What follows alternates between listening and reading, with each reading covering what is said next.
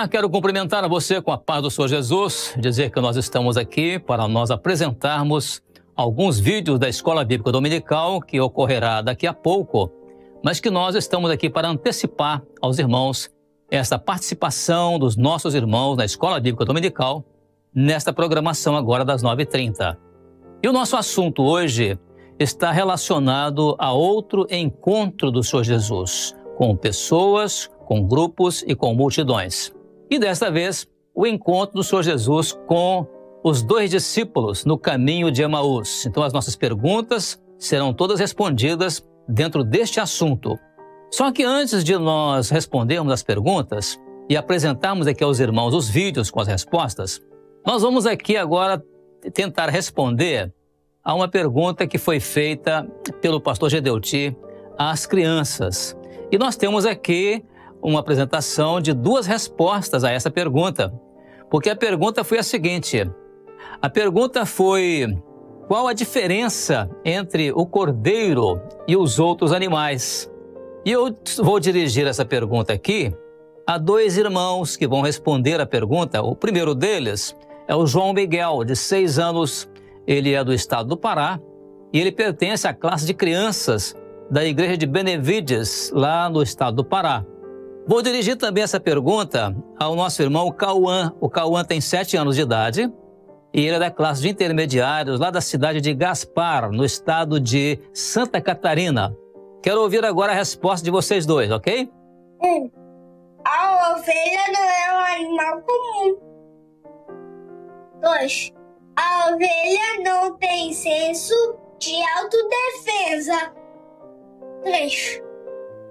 A vida e a segurança da ovelha depende do pastor.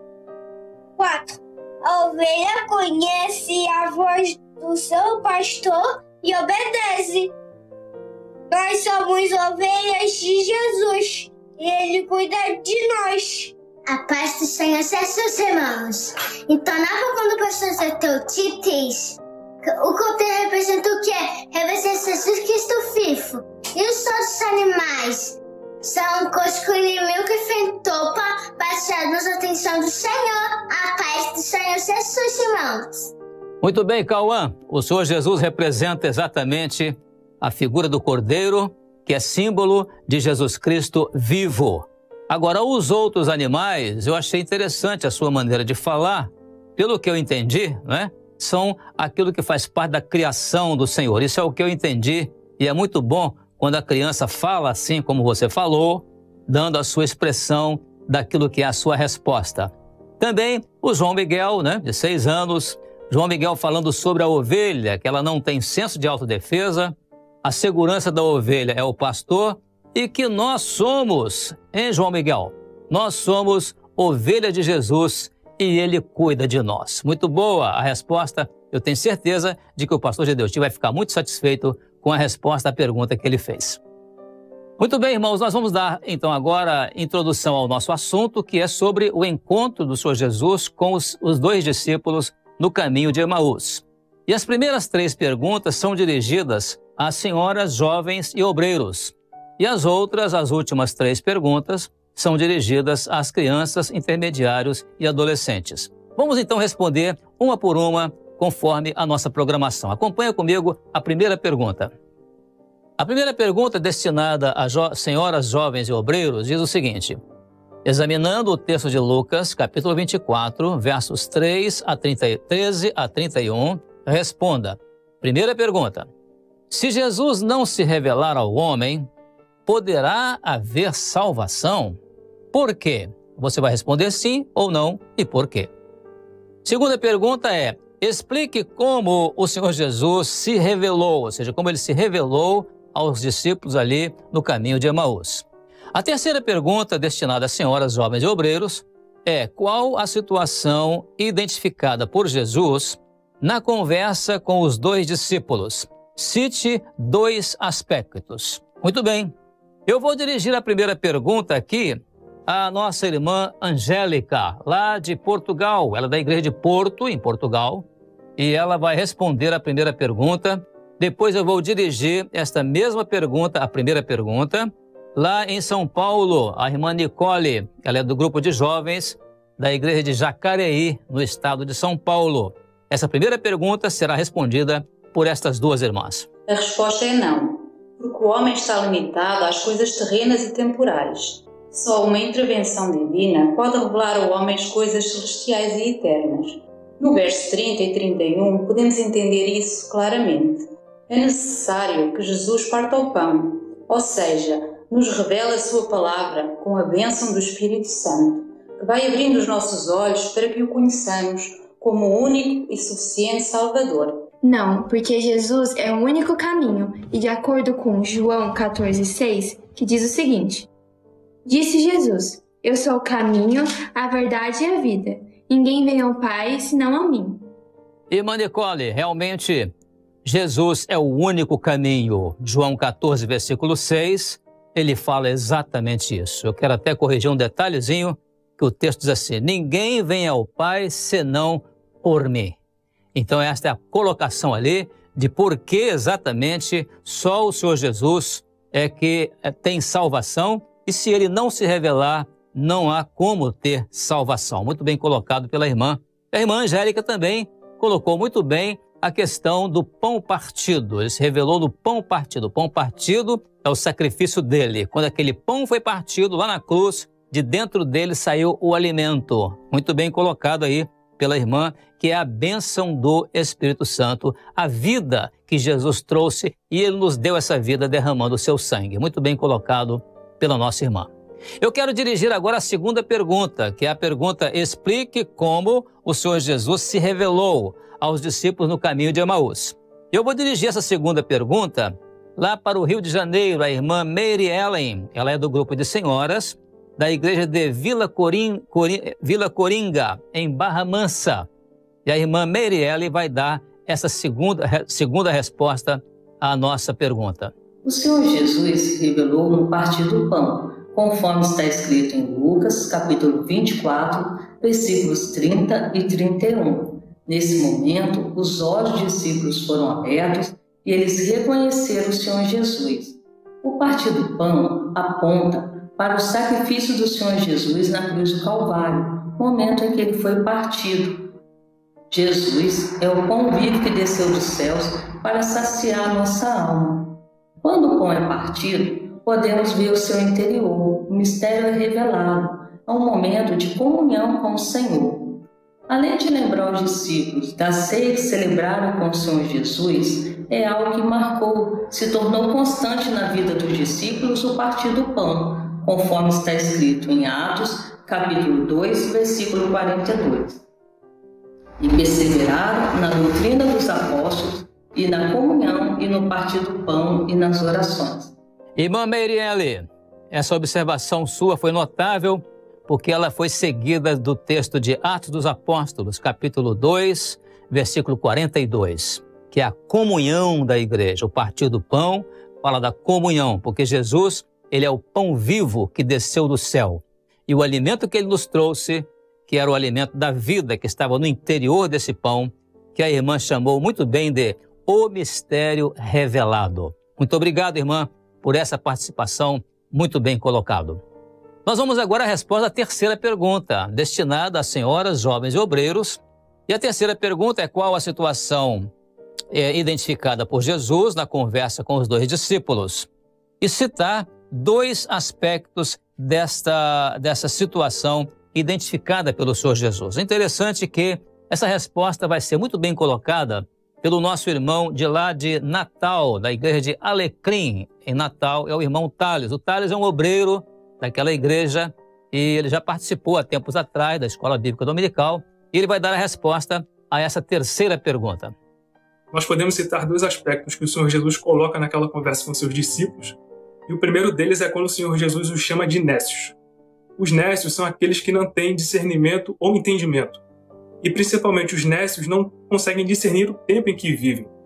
Naquele momento, com os discípulos ali no caminho, eles precisavam entender que a palavra se cumpriu em Jesus, a sua morte e a sua ressurreição se cumpriu naquele momento. Para nós hoje, comparando, nós podemos dizer que há muitos também que não discernem o tempo em que vivem e por isso estão desatentos e não creem na volta do Senhor Jesus, nessa profecia que está para se cumprir. Também outro ponto que o Senhor Jesus coloca é quando os chama de tardos de coração para crer. O tardo é aquele que anda devagar, ou seja, ele anda abaixo de uma velocidade daquilo que seria o ideal. Se nós colocarmos isso no campo profético, equivale a dizer que o vagaroso ele ainda não alcançou a velocidade da revelação. Ou seja, por mais que ele ainda tenha uma comunhão social com a igreja, como aqueles discípulos ali tinham, falando bem de Jesus, também se lamentando por sua morte, a igreja que assim faz ainda não consegue viver a plena comunhão com o Senhor. E, consequentemente, essa igreja ainda não consegue desfrutar daquilo que é a salvação que o Senhor tem nos dado. Como está também em Romanos, no capítulo 10, verso 10, a palavra precisa estar no nosso coração, pois somente assim é que nós vamos crer para a justiça, e a justiça é essa, que o sacrifício do Senhor Jesus nos deu a salvação. Irmão Tales, a posição do nécio e o tardo de coração. Jesus realmente dirigiu-se para os seus discípulos para dizer para eles que o assunto que eles estavam, que aquilo que ele identificou neles, foi a condição deles de nécios. Nécios quer dizer, né, como o irmão muito bem explicou, aquele que não tem entendimento, não tem discernimento, não sabe discernir o momento que está vivendo. E o tardo de coração é aquele que é devagar na caminhada, aquele que não acompanha a velocidade da revelação. Então eles estavam exatamente com isso, na condição de não poderem enxergar quem era Jesus, né? Os olhos deles estavam como que fechados, e por causa disso eles estavam também tristes, né? Para dar aqui uma contribuição à resposta do irmão, que foi muito bem colocada na observação do Senhor Jesus, chamando os dois discípulos de nécios e tardos de coração para entender, compreender o que os profetas disseram a respeito de Jesus, ou seja, para entender revelação. Muito bem colocado pelo irmão que é obreiro. Obrigado, meu irmão. Agora, irmãos, nós vamos passar as últimas perguntas que foram destinadas às crianças, intermediários e adolescentes. E nós tivemos uma fartura muito grande de respostas das nossas crianças, intermediários e adolescentes, que representou mais de 70% do número de vídeos enviados foi de crianças, intermediários e adolescentes. Graças a Deus, estão muito bem representados, né? Queremos apenas aproveitar o ensejo para recomendar àqueles que têm dado às crianças para gravar os vídeos, orientar as crianças de que, eventualmente, o vídeo delas pode não ser apresentado, em razão do grande número de vídeos que chegam, e nós só podemos utilizar um número limitado. Mas para elas não ficarem tristes, é bom dar a elas essa explicação. Mas vamos então às respostas. A pergunta foi destinada às crianças, intermediárias e adolescentes. Foram, na verdade, 3 perguntas. A primeira é: cite os nomes dos participantes daquele encontro, ou seja, o encontro de Jesus com os 2 discípulos no caminho de Emaús. A segunda pergunta é: para onde os discípulos estavam indo, de onde estavam vindo e qual a distância? Isso está em Lucas 24, verso 13. Então são 3 respostas à segunda pergunta. A terceira pergunta diz: qual o assunto da conversa dos 2 discípulos? E nós vamos dirigir essa primeira pergunta aqui agora, vamos dirigir essa pergunta ao nosso irmão, primeiramente o irmão Davi. Serão 2 irmãos que vão responder. O Davi, ele é do grupo de crianças da igreja de Pequi, lá em Eunápolis, no estado da Bahia. Esse é o Davi. Depois, a essa primeira pergunta também, nós teremos a resposta da irmã Raquel. A Raquel tem 2 aninhos, ela é da classe de crianças da igreja de São José, em Guarapari, também, isso no estado do Espírito Santo. 2 respostas à nossa primeira pergunta. Vamos às respostas. Resposta 1 é Jesus, Cleófas e outros discípulos. Qual o nome dos participantes daquele encontro? Fala. Discípulos. 2 discípulos. 2 discípulos e Jesus. Muito bem, Raquel. Muito bem, Raquel. A sua resposta apontando os seus 2 dedinhos, né? Para falar que eram 2 discípulos e também o Senhor Jesus presente ali. Muito bem respondido, com as suas palavras de 2 aninhos de idade e com o seu gestinho aí mostrando com o dedo, né?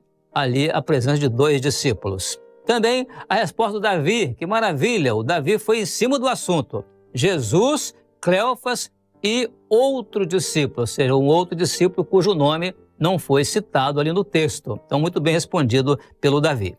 Nós vamos agora à resposta da segunda pergunta. Repetindo a segunda pergunta. Para onde os discípulos estavam indo? De onde estavam vindo? E qual a distância, ou seja, a distância entre Jerusalém e Emaús? Então, Lucas 24, verso 13. Eu vou dirigir essa pergunta a, primeiramente, um grupo de 2 irmãos. Esses 2 irmãos, eles têm 9 anos de idade, né? Coincidência, 9 anos de idade. É o Jorge Lucas e o Jorge Miguel. E esses irmãos, eles são inclusive irmãos gêmeos, né?